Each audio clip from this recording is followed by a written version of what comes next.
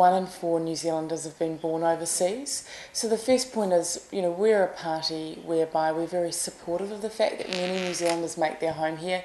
About 3.3 billion is the contribution to the economy, we believe, in terms of immigration.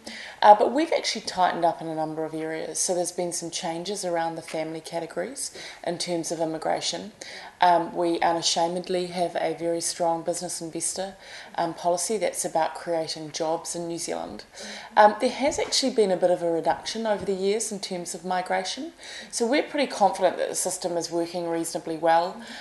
We feel very strongly as a party that it shouldn't matter what country that you come from, that the policies should be about what are investment in jobs for New Zealanders, which is around the business migration, but then also that balance around family categories. We've tightened up those, but overall we think we've seen about a 20% drop in overall migration over the years, and we think it's a reasonable policy. I think it's really about getting that balance. At the end of the day, we have been very focused in ensuring the people that come here are more highly skilled. We've been, very focused on that. We constantly are looking at the immigration settings, particularly around what particular job professions we want those people to come here. That's via the highly skilled migrant category. So we're confident we've got mechanisms in place that just adjust those settings when needed. But overall, as a small nation, the contribution economically that we get from immigration is huge for New Zealand. It's about 3.3 billion.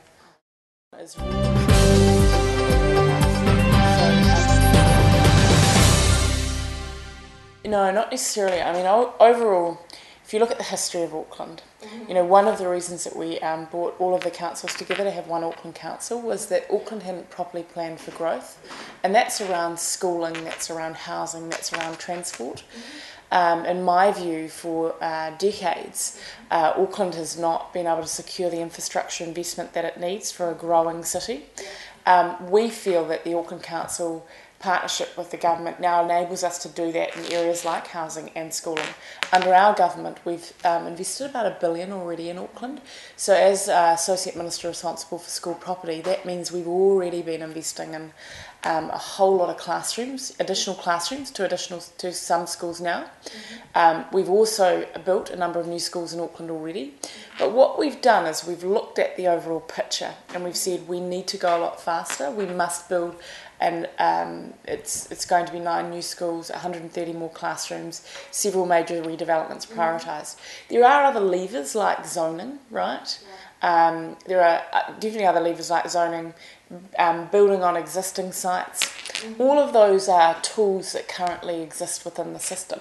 Of course, we look at zoning when we're adding new schools to the system, but we believe just at an overall migration level and an overall population growth level, these are the schools that we need to build to be able to just account for that within the system.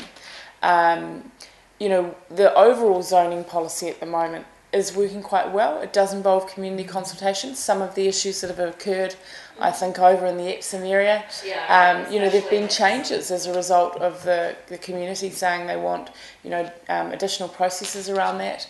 The reality is there'll always be that consultation, but if we don't build these schools and we don't invest in these classrooms, then we'll have a whole lot of other issues around zoning because people will try, their only tools will be to move those zones. So we actually think if we invest this $350 million, then we take some of the pressure off in terms of those issues. We want every family to be able to have a good access to a good school. And that is actually fundamentally where we've got to get to. So we've announced another $360 million, which is around ensuring that we lift up some of our most disadvantaged schools in terms of educational achievement. And I think some of the pressures that you may have around certain schools is that people don't necessarily have confidence in the schools in other areas. So we think we're campaigning on this election around raising teacher quality right across the board.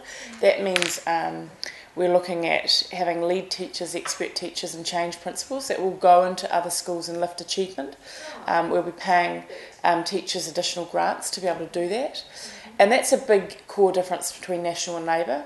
And that takes pressure off those families that may just be choosing one particular school because they think it's just the best school. That's very important.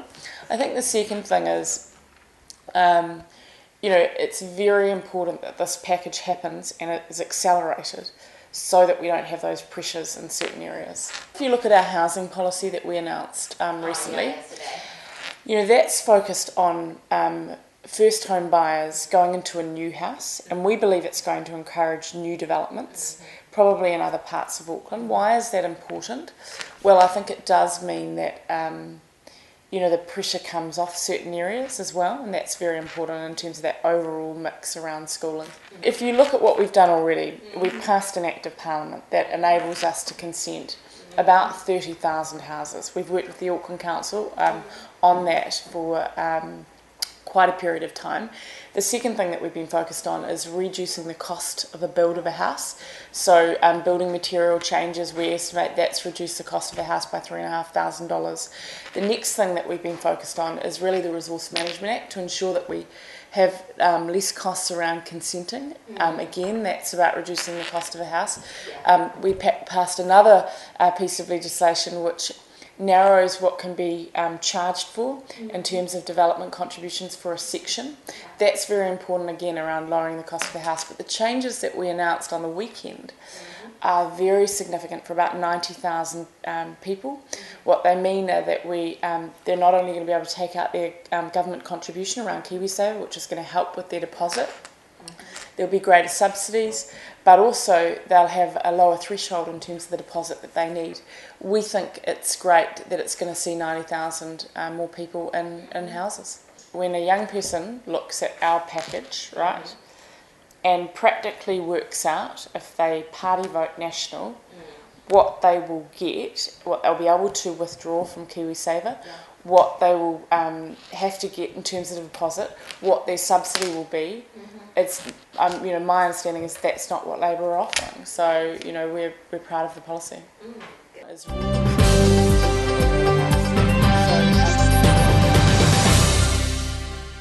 Facts are we can do better.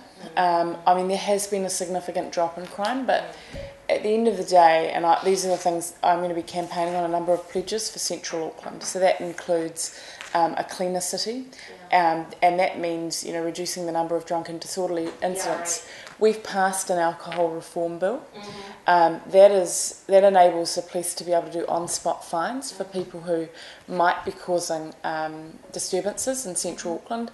That's very important because it's often those people that may go on and do graffiti or property theft. That's the first thing. The second thing is we have had some programs in Central Auckland which are about high visibility police officers. If you look at the range of changes that we've made, there are 600 extra police officers under national. We've been a lot tougher in terms of bail laws. I think overall it's a 155% increase in police officers under our government. So we've got a pretty strong record of doing a number of things in crime. But in terms of Central Auckland, I will also, I think it will never be one single thing.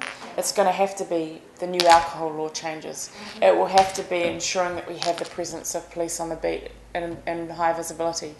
It'll also be things like changing the time that people can drink to. I don't believe in having 24-hour drinking in Central Auckland. It's also about good transport links, right? If people are just left there in Central Auckland and can't get home on buses and public transport, then more criminal activity does occur. So I've got 22 commitments that I'm going out and will be in apartments letterboxes over the next 10 days, and people can have a look at them and see some of my commitments that are around things like reducing the number of drunk and disorderly incidents to make it safer for people in the CBD. If you look at what's happened around welfare in the last few years, we have gone from 360,000 beneficiaries to 290,000. That's an incredible drop. The reality is for some people who may be undertaking these crimes, there's a complex range of issues. They may have mental health issues, they may have drug and alcohol addiction. We've increased the number of drug and alcohol places. That's very important as well. That's about the rehabilitation aspect. I think there are definitely probably a group of people, right, for which they are in a situation they need almost more investment to get out of it. That means drug and alcohol rehab. That means, possible mentoring. The good news is that we are investing more than ever in things like a youth payment card.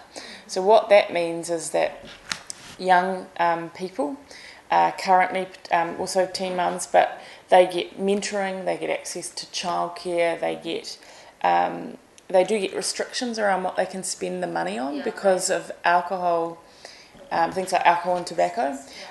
We are seeing huge results because we're investing more in these young people. So I think we've got policies that not only are focused on reducing welfare dependency, which is overall leads to a stronger society, and I think many people of Chinese ethnicity talk to me about that's one of the reasons why they back National, is they can see we are focused on having people in work. That is the best thing that we can do for their quality of life, but also it's there's many other societal benefits from that. But we're prepared to spend more on those people that need more investment to be turned around, and that's what we're doing.